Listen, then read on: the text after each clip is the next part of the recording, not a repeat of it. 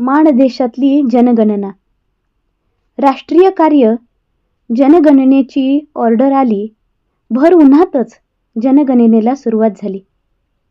मला भाग माण तालुक्याचा होता, तसा डोंगर दऱ्याचा अनुभव गाठीशी होता. आता मात्र उन्हात डोंगर पिवळे पिवळे दिसले.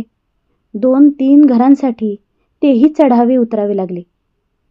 गरम वाफा, जणू ज्वाला अंगाची लाही लाही व्हायची.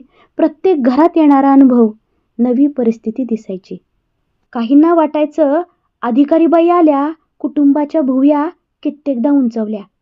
एकानं तर प्रश्न केला, जप्तीला आला काय? मला वाटले त्याच्या मनातली भीतीच ओठावर आली का?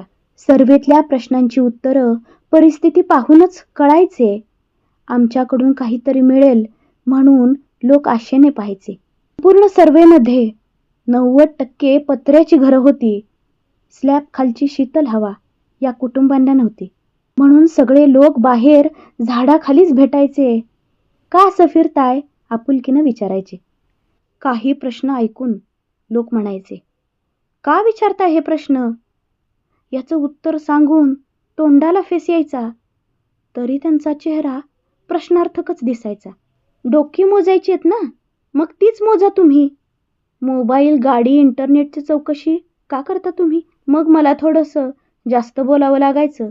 भारताचं अर्थकारण सोप्या भाषेत सांगावं लागायचं. सर्वांना प्रश्न विचारता विचारता लोकही मला प्रश्न विचारायचे. कुठं राहता? मुलं किती? शक्य तेवढ्या प्रश्नांची उत्तरे मी द्यायचे. भरलेलं हस्तकुटुंब पाहिलं की बरं वाटायचं. तर काहींना एकटं पाहून डोळं पाणवायचं. न राहून विचारायचे, बायको नाही? मग या वयात कसं करताय तुम्ही? ते म्हणायचे, परिस्थितीची भाकरी शिकलोय आम्ही. तरुण मुलं गावात पारावर दिसली, काम नाही याची खंत चेहऱ्यावर जाणवली. 40-50 पोरांची लग्नच झाली नव्हती. आता तुम्ही सांगा यांची पिढी कशी वाढायची? परिस्थितीचं विदारक सत्य जनगणनेनं कळलं. ग्रामस्थांनी शिक्षक म्हणून मानानं पाहिलं. एकटीच बाई फिरणार कशी? जोडीला मदत मिळाली. त्यामुळेच तर अनोळखी जागेची जनगणना झाली. मी येऊ का सोबतीला? नवरा काळजीनं म्हणाला होता. पण त्याच्यासाठी पण मुलूक अनोळखीच होता. पोलीस, पाटील, पर्यवेक्षक, एका युवकानं मदत केली. मग सगळी वस्ती पालथी घातली. मोठी भीती आहे कुत्र्याची मला, हाक मारून दमले लांबून कुटुंबाला. पहिला प्रश्न माझा जनगणनेतला, कुत्रा आहे का?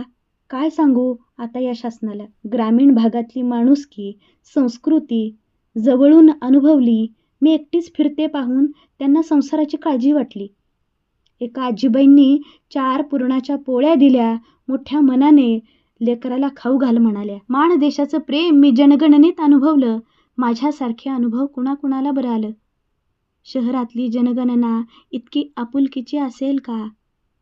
असा प्रेमाचा पाझर माणसामाणसात दिसेल का? अहो, आपली मनाची श्रीमंती दुष्काळातही अनुभवली. डोंगरातली गरम हवा मनाला सुखावली. डोंगरातली गरम हवा मनाला सुखावली.